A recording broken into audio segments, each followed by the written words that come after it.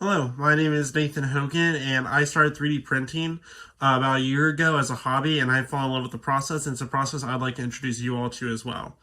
The process can often be daunting to newcomers because there is a learning curve, and you do have to know what you're doing going into it, or you can mess up a print. But with the right information, it can be very easy to purchase your first printer for relatively cheap and get started on the process of 3D printing. You can use it for a lot of things, such as the 3D models that I print for D&D, or for storage, or for just generally mechanical things that I enjoy looking at. To start 3D printing, you're going to need to start the process by finding a file. There are a number of people who can 3D model on a computer by themselves with programs like Blender. I unfortunately am bereft of such skills, so I have to find my files online on such websites as Colts 3D or CG Trader, or my personal favorite, Thingiverse, which is a website where the entire site is dedicated to producing and distributing free 3D files for printing. You then need to transport the file into what is referred to as a slicer program. Now, a slicer program, what it does is it takes the file and it slices it into a long series of very thin layers. Now, these layers may not look like anything impressive by themselves, but when stacked one on top of the other repeatedly until you get to the whole stack in order, it forms the three-dimensional shape that your printer will then produce.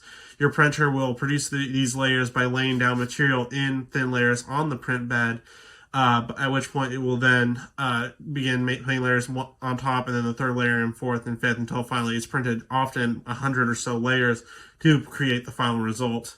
There are a lot of free slicers you can use online, such as Cura or CAD 3D. I personally use Lychee Slicer due to its ease of use and general consumer friendliness on the consumer end of things.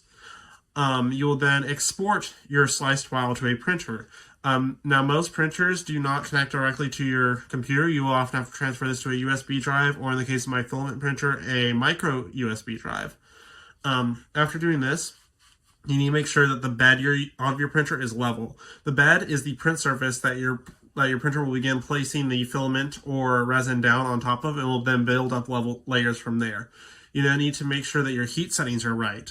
For filament, this is exceedingly important, as the way that a filament printer works is that it heats the filament to a melting point and then uses the liquid filament to place down the layer and allowing each layer spot to cool before placing down the next layer. By doing this repeatedly, they stick together and create the final 3D shape. You then need to make sure that the adhesion is working on your bed. This is where you run test prints to make sure that the first layer is sticking to the bed of your printer prior to allowing it to continue printing further layers. If the adhesion is not working, your print can start peeling or coming off prematurely, which can result in globbing and wasting a lot of print material. You'll then need to give the print time to finish. Now, this can vary print for print because a lot of prints will scale up the time that it takes to print them based on the volume of your print. You can cut down this by either making your print smaller, like I will be doing in the demonstration, or by hollowing out a 3D print, by which you create a series of walls to form the shape, but then the inside is hollow. This can actually save a whole lot of material, and I do it very often when printing larger miniatures. After you give the print time to finish, which can take anywhere from, say, 1 hour for a very, very small print, usually like a gear of a cog or a small box, all the way up to, say, 24 to 48 hours if you're printing something massive like a whole mask or a helmet for cosplay, which can be a little bit frustrating, but it is part of the process, and you'll just have to have patience with it. That's why it's imperative that you make sure that your settings are right before you start printing, to avoid having to restart the print because it failed halfway through. After it finishes, you'll then need to remove the print. You'll need to make sure the print finished successfully. You'll need to check it for things like the adhesion, make sure it didn't start peeling up halfway through the process, and you also need to check for things like overhangs where the print has come up and out, say the edge of a box, and make sure that overhang has not started sagging, which can happen if you have not supported the print properly.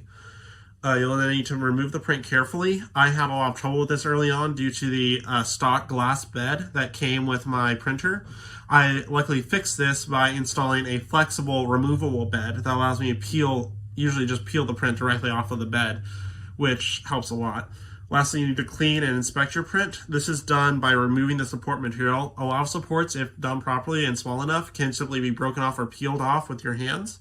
However, for the trickier or more stubborn supports, you'll need to use a hobby knife or something along the lines of like a nipper or a plier to remove them. This can take a little bit of time, but you have to be careful to make sure and not break your print while you're removing the supports. You need to inspect your print because sometimes there can be print errors. Even after printing for a year, this little cat I printed, you can see that they had an error in which the entire tail did not print because I failed to support it properly or check it because of the downsizing of the model. This was intended to be larger in the file, but I downscaled it for time for the sake of the presentation. It is kind of a trial error and learning process, and that's why it can take so long to learn. But I would recommend getting into it as it is an emerging industry, and it really broadens your horizons and creates a lot of opportunities for you to be able to make your own creations and bring them to life from a simple 3D file to the real world. And that's probably why I find this new area of 3D printing so exciting. Thank you for listening.